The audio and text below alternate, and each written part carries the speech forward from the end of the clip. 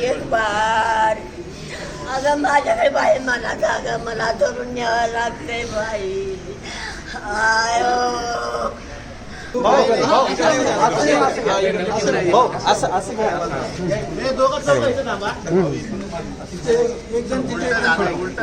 नाही बरोबर आहे.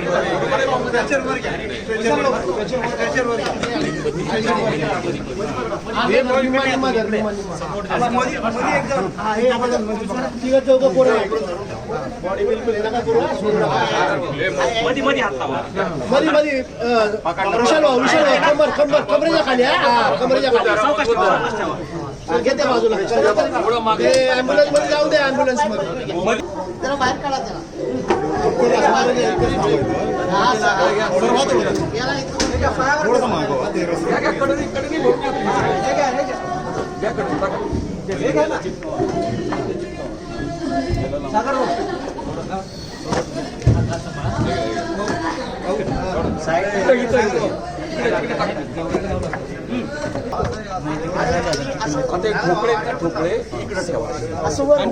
गाडी त्या गाडीत आहेत का लाकडं?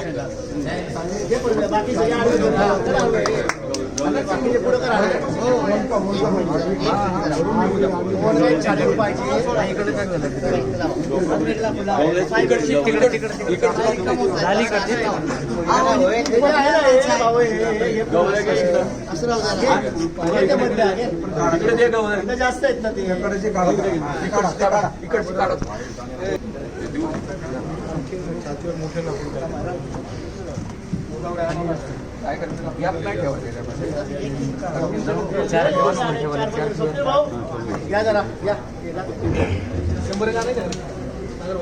लागले तर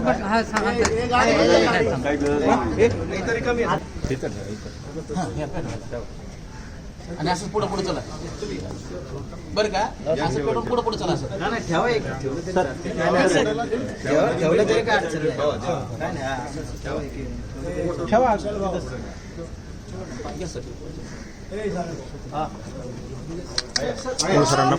अरे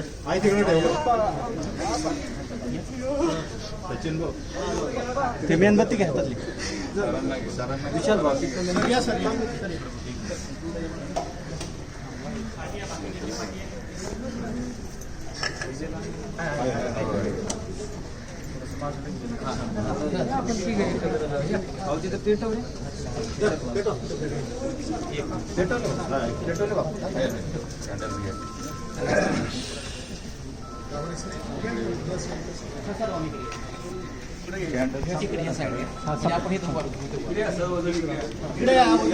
समोर उजव्या हाताला या.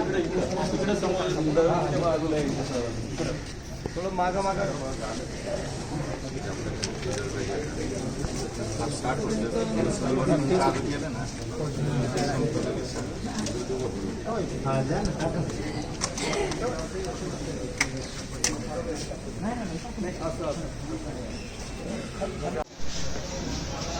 आपण विद्यादेवी दिलीप ओहोळ यांना अखेरचा निरोप देण्यासाठी आपण या ठिकाणी उपस्थित आहोत. आपण या कार्यक्रमाचं शोकसभेमध्ये आपण रूपांतर करणार आहोत. मी आत्ताच सांगितलं गेलं आहे की शोकसभेमध्ये ठराविक मान्यवर या ठिकाणी बोलतील, कारण वेळ खूप झालेला आहे. त्यामुळं मी सुरुवातीला हा जो काही कार्यक्रम आहे तर बुद्धिस्ट इंटरनॅशनल नेटवर्क या संस्थेच्या माध्यमातून हा आपण अंतिम संस्काराचा कार्यक्रम या ठिकाणी संपन्न करत आहोत. या कार्यक्रमाला सुरुवातीला सचिन भाऊ बनसोडे साहेब या ठिकाणी आपलं मनोगत व्यक्त करतील अशी मी अपेक्षा करतो. साथियो, जवळपास आज 38 दिवस जे आहेत या त्यांच्या अंत्य प्रवासाला झालेले आहेत.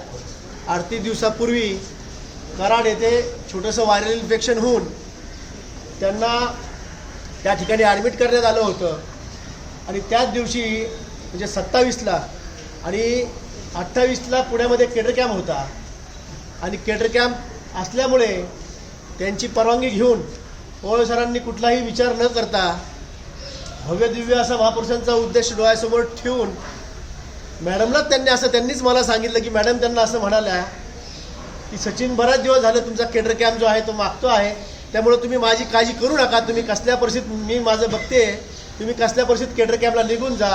आणि अशा अवस्थेत जेव्हा मॅडम आजारी असताना ॲडमिट असताना सल्यांवर असताना सरांनी कुठली पर्वा न करता ते या ठिकाणी केडर कॅम्पला आले. केडर कॅम्प चालू असतानाच केडर कॅम्पमध्ये देखील त्यांनी सांगितले अशी परिस्थिती आहे आणि त्याच ताकदीने त्यांनी तो कार्यक्रम घेतला.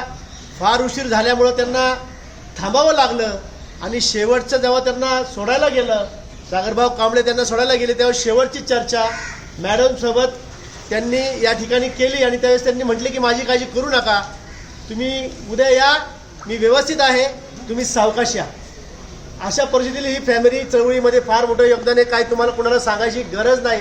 भामसेबचे एकदम एकनिष्ठ आणि आजपर्यंत अशा परिस्थितीतसुद्धा ते या ठिकाणी पाय रोवून समाजासाठी त्यांनी ती लढाई लढली आणि त्यानंतर जेव्हा रात्री अचानक त्यांची तब्येत बिघडली तेव्हा सरांना तडकाफडकी त्या ठिकाणी जावं लागलं आणि आपल्या सिनियर कार्यकर्ते नेता सर असतील, ससणे सर असतील, इमर्जन्सी ते त्या ठिकाणी निघाले शिरूरवरनं. त्यांनी आहे त्या प्रतिकूल परिस्थितीमध्ये पेशंट जो आहे त्यांनी ICU जी गाडी असते ती त्या ॲम्ब्युलन्समध्ये टाकून म्हणजे गॅरंटी नसताना या ठिकाणी आणला आणि फार इथं मोठी झुंज जी त्यांनी 37 दिवसांची त्यांनी या ठिकाणी दिली आणि 3 दिवसापूर्वी त्या अक्षरशः व्हेंटिलेटर त्यांना काढून ठेवला आणि ते सगळ्या संकटातून मुक्त अशा उठून बसल्या आणि त्या ठिकाणी त्यांनी बोलायलाही चालू केल्या होत्या. पेशंट एकदम रिकवर झाला होता.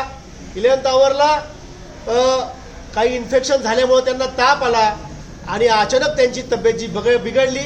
शेवटच्या टप्प्यामध्ये त्यांना ब्रेन अटॅक आल्यामुळे सगळे प्रयत्न जे आहेत त्या हताश झाल्या आणि फारच क्रांतिकारी गोष्ट मी तुम्हाला सांगू इच्छितो. या फॅमिलीची मी पाहिलेली आहे. या अशा प्रतिकूल परिस्थितीतसुद्धा फॅमिलीने त्या ठिकाणी निर्णय घेतला होता, खास करून आमचे मार्गदर्शक पवार सरांनी आणि विशालींनी त्यांच्या फॅमिलींनी की ही बॉडी जी आहे ही दान करायची, कुठलंही कर्मकांड या ठिकाणी होणार नव्हतं आणि अशी सगळी प्रोसिजर आम्ही फायनल केली होती आणि ती बॉडी जी आहे दान करायच्या काळामध्ये नंतर चर्चा झाल्यानंतर असं कळलं की ज्या काही नॅचरल गोष्टी आहेत जोपर्यंत होत नाहीत शेवटच्या क्षणापर्यंत आपण त्यांना वाचवायचा प्रयत्न करायचा, त्यांचं ऑपरेशन करायचं इथपर्यंत आलो आणि काल नॅचरल पद्धतीने जेव्हा त्यांनी त्यांचा शेवटचा श्वास घेतला त्या वेळेसही खंबीरपणे या फॅमिलीने कुठला विचार न करता ती प्रोसिजर फॉलो करायला लागली. ज्यावेळेस मी आणि या ठिकाणी ज्यांनी फार अशी मोठी मेहनत घेतली आमचे कांचन कुमार सर डॉक्टर, आम्ही जेव्हा त्या ठिकाणी पोहोचलो तेव्हा त्यांनी असा निर्णय घेतला की बॉडीमध्ये पॉयझन झाल्यामुळं इन्फेक्शन असल्यामुळं ती बॉडी जी आहे ती त्या ठिकाणी एक्सेप्ट करत नाही, त्यांच्या क्रायटेरियामध्ये बसत नाही आणि मग त्यांनी हा निर्णय घेतला की आता ही एक्सपोज केली पाहिजे आणि मग सगळा विचार करून आपण या ठिकाणी आलो. साथियो, हा प्रवास फार जड आहे आणि क्रांतिकारी फॅमिली यांच्यासोबत भारत मुक्ती मोर्चा महाराष्ट्र प्रदेश खंबीर उभा आहे. मला सकाळीच मेश्राम साहेबांचा फोन आला आणि मला सूचना दिल्या मेश्राम साहेबांनी की मी परिवर्तन यात्रेमध्ये आहे, पण सचिन संपूर्ण कार्यक्रम तुमच्या हातात घ्या, सिनियर कार्यकर्त्यांच्या हातात घेऊन आपल्या परिवाराच्या वतीने त्यांना अभिवादन द्या आणि सर्व गोष्टी तुमच्या हाताने पार पाडा. मी भारत मुक्ती मोर्चा महाराष्ट्र प्रदेशाच्या वतीने बनसोडे फॅमिलीच्या वतीने त्यांना भावपूर्ण आदरांजली वाहतो आणि या ठिकाणी थांबतो. जय भीम, जय मूल्यवासी. यानंतर प्राध्यापक गोरक्षनाथ वेताळ सर आपलं मनोगत व्यक्त करतील. साथियों, महाकारुणिक तथागत भूमिपुत्र गौतम बुद्ध, शिवाजी भूषण बहुजन प्रतिपादक छत्रपती शिवाजी महाराज, राष्ट्रपिता महात्मा ज्योतिराव फुले, विश्वरत्न महामानव डॉक्टर बाबासाहेब आंबेडकर आणि तमाम भूनिवासी बहुजन महापुरुषांना प्रथमतः अभिवादन करतो. आज गेले 37 दिवस बामसेफचे राष्ट्रीय प्रधान महासचिव माननीय D.R. ओळसर यांच्या पत्नी,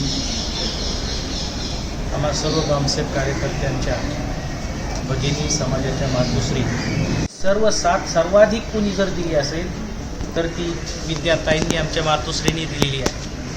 आपण पाहतो D.R. ओळसर परवा बोलता बोलता बोलले की माझी पत्नी केवळ माझी पत्नी नव्हती, तर ती माझी आईसुद्धा होती. एखादी माता आपल्या मुलाचं जेवढं संगोपन करते, जेवढी काळजी घेते, तेवढी काळजी निश्चितपणानं विद्याताईंनी D.R. ओळसरांची घेतली, परिवारातली सगळ्या लोकांची घेतलेली आहे. आणि त्यामुळेच अखंड 35 वर्ष या आंदोलनाला साथ देण्याचं काम D.R. ओळसर करू शकलेले आहेत. हे जे मानसिक मनोबल आहे, ही जी साथ आहे, ती विद्याताईंनी D.R. ओळसरांना दिली. सर्वाधिक योगदान D.R. ओळसरांनी जे समाजासाठी दिलेलं आहे, त्यात सिंहाचा वाटा, सर्वाधिक महत्त्वाचा वाटा कोणाचा असेल तर तो विद्याताईंचा आहे, आमच्या मोठ्या बहिणीचा आहे, मातोश्रीचा आहे. त्यांच्या अचानक अशा परिनिर्वाणामुळे निश्चितपणानं ओहळ परिवाराची, त्याहीपेक्षा जास्त बामसेफ परिवाराची हानी झालेली आहे. ही हानी सहजासहजी भरून येणारी नाही आहे, परंतु या कालगतीला किंवा अशा प्रकारच्या गोष्टीला, काही गोष्टी आपल्या हातात ज्या आहेत त्या निश्चितपणानं सर्व ताकदीनिशी, आपल्याला आश्चर्य वाटेल, 37 दिवस सातत्यानं 4 डॉक्टर, एक्सपर्ट डॉक्टर जे आहेत ते आमच्या मातोश्रीवर उपचार करत होते. सातत्यानं परिस्थिती बदलत होती. दर 4 दिवसाला, अगदी 3 दिवसापूर्वीसुद्धा विद्याताई बेडवरून उठून बसल्या, आपल्या मुलांशी, आपल्या पतीशी, डॉक्टरांशी सुद्धा बोलल्या, मी ठीक आहे, माझी काळजी करू नका, असं सुद्धा सांगितलं. परंतु त्यांना झालेलं इन्फेक्शन जे आहे ते आउट ऑफ कंट्रोल गेलं आणि त्यामुळे अचानक त्यांचा मेंदू ज्वर वाढला आणि मेंदूमध्ये बिघाड झाल्यानं त्यांची तब्येत नादुरुस्त झाली.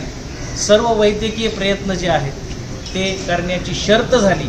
शेवटच्या क्षणापर्यंत काल रात्रीसुद्धा अशा प्रकारचे प्रयत्न करण्यासाठी डॉक्टरांना विनंती करण्यात आली, परंतु जेव्हा शरीरानं साथ सोडली तेव्हा मात्र वैद्यकीय मर्यादासुद्धा संपल्या आणि आमच्या मातेचं परिनिर्वाण झालं आहे. यामध्ये विशाल, पल्लवीताई, त्यांची स्नुषा, श्रुती आणि D.R. ओळसरसुद्धा एखाद्या कठीण प्रसंगामध्ये सुद्धा आपण कसं धीरोदात्तपणे त्याला सामोरं गेलं पाहिजे याचं उदाहरण हे परिवार आहे. या परिवारामध्ये बामसेफ चळवळीच्या विचारामुळे, महापुरुषांच्या विचारामुळे जी एक प्रगल्भता आलेली आहे ती आपल्या सर्वांच्या दृष्टीने अकल्पित आहे. त्याचा जर आपण विचार केला, परवा दिवशी त्यांनी निर्णय घेतला होता की जर असं काही घडलंच तर आमच्या पत्नीचं किंवा आमच्या आईचं जे देह आहे तो वैद्यकीय महाविद्यालयांच्या विद्यार्थ्यांच्या अभ्यासासाठी आम्ही देहदान करू इच्छितो. आम्ही त्याच्यावर कोणत्याही प्रकारचा संस्कार करू इच्छित नाही. परंतु मेडिकल सायन्सच्या काही मर्यादा आहेत, शासनाचे काही नियम आहेत, त्यामुळं हे देहदान जे आहे ते मर्यादा आल्या आणि मग अशा प्रकारचा हा अंत्यसंस्काराचा निर्णय घेण्यात आला. तरीसुद्धा आजही हा परिवार या संकटाला अतिशय धीरोदात्तपणे सामोरा जात आहे. संपूर्ण बामसेफ परिवार हा या शोकसागरामध्ये बुडालेला आहे किंवा त्यांना शोक झालेला आहे. परंतु संपूर्ण बामसेफ परिवार ओहळ परिवाराच्या या दुःखामध्ये पूर्ण शक्तीनिशी, ताकदीनिशी त्यांच्याबरोबर आहे. बामसेफचे राष्ट्रीय अध्यक्ष, सर्व बामसेफच्या सहयोगी संघटनांचे राष्ट्रीय अध्यक्ष, पदाधिकारी, कार्यकर्ते, हजारो कार्यकर्त्यांचे कार्यकर्त्यांना हे अघटित असं, कारण याविषयीची कोणतीही कल्पना आपण यापूर्वी कार्यकर्त्यांना दिली नव्हती. कारण परिस्थितीच अशी होती की असं काही घडण्याची शक्यता आहे असं अजिबात नव्हतं. सातत्यानं प्रयत्न चालू होते, सर्व डॉक्टर्स प्रयत्न करत होते, स्वतः मान्यवर डॉक्टर ससाणे साहेब त्या परिस्थितीवर लक्ष ठेवून होते. ओहळसर असतील, त्यांच्या परिवारातील लोक रात्रंदिवस त्या गोष्टीची अपडेट घेत होते. आम्ही संघटनसुद्धा त्यांच्यासोबत होतो. परंतु ही अनपेक्षित अशा प्रकारची घटना घडली. आपण सर्व बामसेपचे परिवार, म्हणजे बामसेप आणि बामसेपच्या सर्व सहयोगी संघटनांचे कार्यकर्ते, हे दुःख केवळ ओहळ परिवारावरचं नाही आहे, तर हे दुःख, हा आघात, ज्याची भरपाई जी आहे ती सहजासहजी होणार नाही आहे. हे सर्व दुःख जे आहे याच्यामध्ये बामसेप परिवारसुद्धा मोठ्या प्रमाणात या दुःखित झालेला आहे. परंतु या मातोश्री आईस संपूर्ण बामसेप परिवाराच्या वतीनं, राष्ट्रीय अध्यक्ष चळवळीच्या, फुले शाहू आंबेडकरी चळवळीच्या प्रत्येक कार्यकर्त्याच्या वतीनं या माऊलीला ही शेवटची आदरांजली, भावपूर्ण आदरांजली या ठिकाणी मी अर्पित करतो. विनम्र अशा प्रकारचं अभिवादन. यानंतर सर्वांना जय मूल्यवाची, सर्व महापुरुषांना प्रणाम. मी एकाच वाक्यात सांगतो, जो त्याग विद्याताईंनी केला त्या त्यागाचं दुसरं प्रतीक म्हणजे त्याग होच. बस एवढंच मी बोलतो. आपण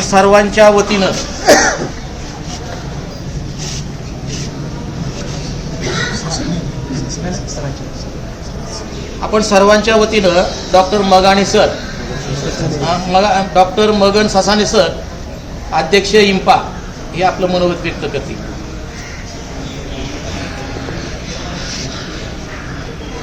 सर्व शोकाकुल साथींनो,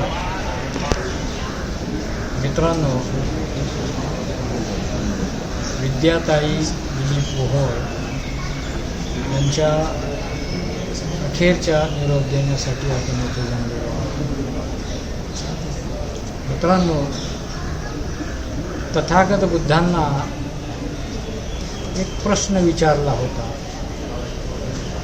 की तथागता, सर्वात श्रेष्ठ पुरुष वा सर्वात श्रेष्ठ स्त्री कोणती समजा, असा तो प्रश्न विचारला होता. त्याप्रमाणे तथागत बुद्धांनी त्याचं विवरण केलं असता त्यांनी जे उत्तर दिलं ते फार महत्त्वाचं आहे. जगामध्ये जो पुरुष वा स्त्री जी फक्त स्वतःसाठी जगते, समाजासाठी जगत नाही. 2 नंबरला जी पुरुष वा स्त्री स्वतःसाठी जगत नाही, फक्त समाजासाठी जगते. आणि जी पुरुष वा स्त्री स्वतःसाठी जगते आणि समाजासाठी जगते, पुरुष वा स्त्री, तर जी स्वतःसाठी जगते आणि जी समाजासाठी जगते ती स्त्री वा पुरुष सगळ्यात श्रेष्ठ समजा. मित्रांनो, आपण आयुष्यात जगण्यासाठी भरपूर धडपड करत असतो आणि ही धडपड करत असताना ज्या पद्धतीने आपण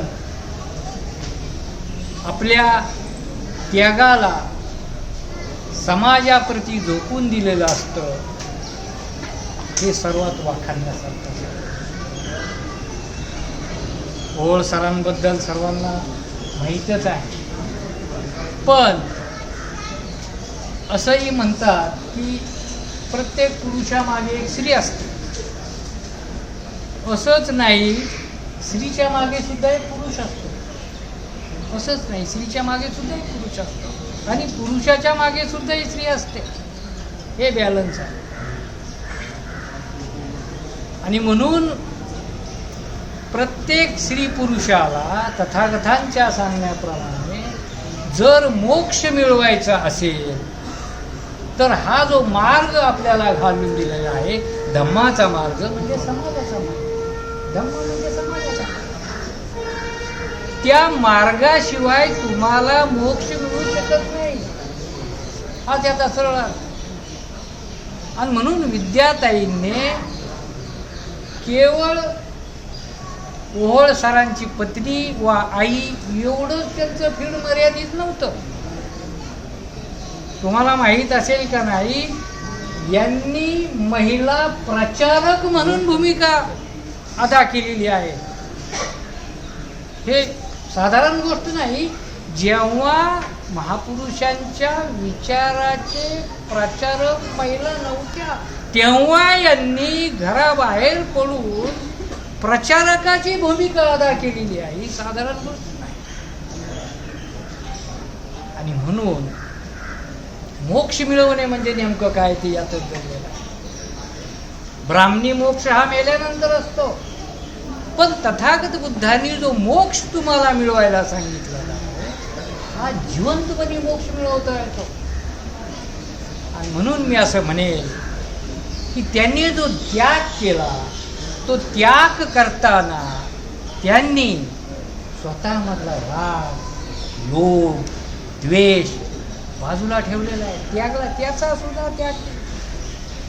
आणि म्हणून अशा त्यागातून जे विश्व निर्माण होतं त्यातून स्वतःलाच फक्त मोक्ष मिळत नाही तर समाजाला सुद्धा ते मोक्षाकडे घेऊन जातात. एवढं महान काम या मातेनं आणि आमचे सर जे व्हाळ सर आहेत हे करत आहे.